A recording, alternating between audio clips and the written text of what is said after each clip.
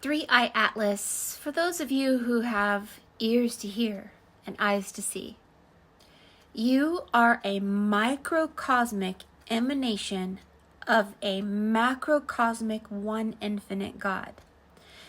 Three-Eye Atlas is bringing many things that we can't see with a telescope, with your eyes, with the black pupil, the black mirror of your pupil. Remember, Noah's eyes were white. When he opened his eyes, the whole room lit up. He was self-illuminated from inside out.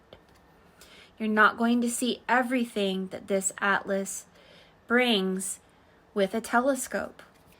As a microcosmic human, you are going to notice some things in your reality. You're going to hear words like the return of the days of Noah. If you've watched my video about the female Noah from China, she holds a giant asteroid. You're going to see that. The return of the days of Noah represents illuminating from the inside out. What is the numerical value of the name sun? The sun is something that shines from the outside in. S is 19, AI. U is the 21 gates of the underworld of Osiris, and N is the 14 pieces of Osiris's body. It's an inverted reality where the light shines from the outside in instead of the inside out like Noah. We talk about the fifth state of matter being connected to Leviathan. If you read the Tower of Alchemy, Leviathan represents clasping the pearl, and it is a sign of near attainment of your immortal solar light body. There are two ways to die. The first way is from the outside in, and that is that you begin to slowly diminish, and then your body passes, and then your body passes first, and then your soul leaves. The other way to pass is to die before you die.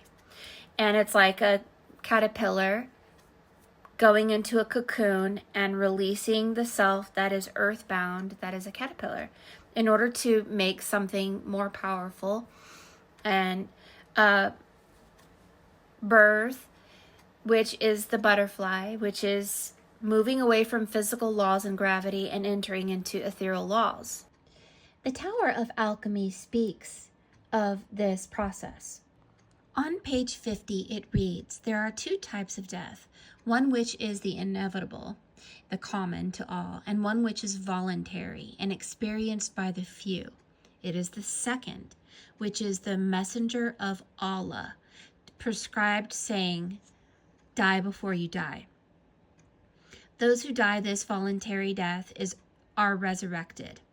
All the business of their lives return to the oneness of God. They see God through God. As the prophet said, on him be grace and peace. You will not see your Lord until you are dead. This is because it is through this death and resurrection that everything becomes nothing and only one thing exists, only one reality. So for initiates, whatever will befall a believer after physical death is prefigured in this life. This return of the many forms of things to Allah at the end of their becoming is only a change in perception, not in the reality. For someone who dies and attains resurrection, the many are one through the essential unity, and the one is many through his many aspects and their relationships. The Fibonacci sequence speaks of an underworld and the 21 gates of the underworld of Osiris. When we are in the underworld of Osiris and we're in the number 21, we are not with the one infinite God. We are removed from it. Here is where you are shining from the outside in. But once you get to the number 34, you're beginning to self-illuminate, because the number 4 adds up to the word one, or Neo. You're the one Neo who got out of the Matrix. Allah adds up to 34. And there are many other gods who represents the one infinite God, where the Jews say Aleph is the one infinite God. ALEP adds up to 34, which represents a one infinite God. Basically, when you enter here, you realize that everyone who is here is a piece of the one God, doing the will of the one God. Where down here, everyone is separated through the illusion. So once you enter into the one infinite God, you'll be able to look at this number 34 and see if it, how 34 adds up to Oz. And then the next number is 55, which adds up to Iris. Now, Iris is Siri spelled backwards, but it represents the land of Oz that goes to Iris, the goddess of the rainbow, that links the lower world with the upper world. And then 89 spells the name Osiris. So what we have here is Atlas. And Atlas is a numerical that is the inversion of 34. It's 43. So 34 and 43 still add up to the same. But At is 21 gates of the underworld.